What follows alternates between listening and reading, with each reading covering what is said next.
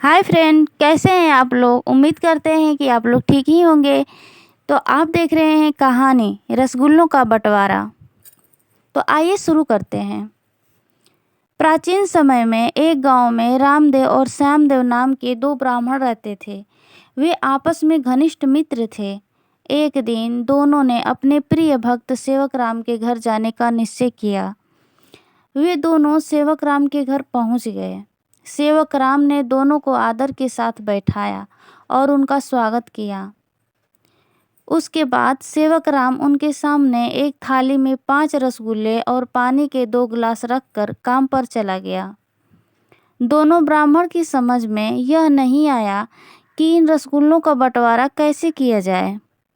दोनों ने आपस में तय किया कि हम दोनों में से जो पहले बोलेगा उसे 2 रसगुल्ले मिलेंगे और जो बाद में बोलेगा उसे 3 रसगुल्ले मिलेंगे।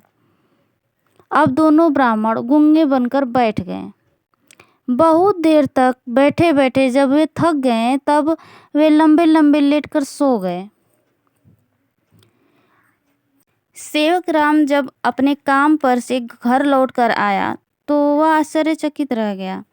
उसने देखा दोनों ब्राह्मण न तो कुछ बोल ही रहे थे और न हिलडुल रहे थे। सेवक राम के लगातार बोलने पर जब दोनों में से कोई कुछ नहीं बोला तो सेवक राम ने कुछ लोगों को बुलाया। उन लोगों में से एक बोला, लगता है कि इन्हें किसी विषैले सर्प ने काट लिया है। तो दूसरा व्यक्ति बोला, मुझे तो ऐसा महसूस हो रहा है कि इन दोनों के प्राण पखेरु हो गए हैं।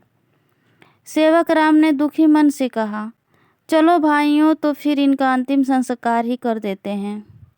यह सब सुनते हुए भी दोनों ब्राह्मण खामोश ही रहे। दोनों मन ही मन सोच रहे थे कि जो भी पहले बोलेगा उसे ही 2 रसगुल्ले खाने पड़ेंगे। इसलिए दोनों तभी भी चुप्पी साधे लेटे रहे। 4 लोगों ने उन्हें चरपाई पर रखा और शमशान की ओर लेकर चल दिए। फिर भी वे दोनों दम साध कर ही लेटे रहे।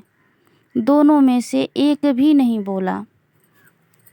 दोनों को शमशान पहुंचाकर चिता पर लिटा दिया गया। रामदेव ने मन ही मन सोचा, मृत्यु तो आ ही गई है तो मर भी जाऊंगा, लेकिन 2 रसगुल्ले हरगिज नहीं खाऊंगा। खाऊंगा तो पूरे 3 ही रसगुल्ले खाऊंगा। सेवक राम जैसे ही चिता में आग लगाने के लिए बढ़ा तो श्यामदेव डर के मारे उठकर बैठ गया और बोला, भाई रामदेव, 3 तुम ही खा लेना, मैं 2 खाकर ही खुश रह लूँगा। इतना कहते ही रामदेव और श्यामदेव चिता पर ही उठ बैठे। वहाँ उपस्थित लोग भूत भूत भूत चिल्लाते हुए भाग खड़े हुए। उन्हें लगा कि दोनों ब्राह्मण उनको खाने की बात कर रहे हैं।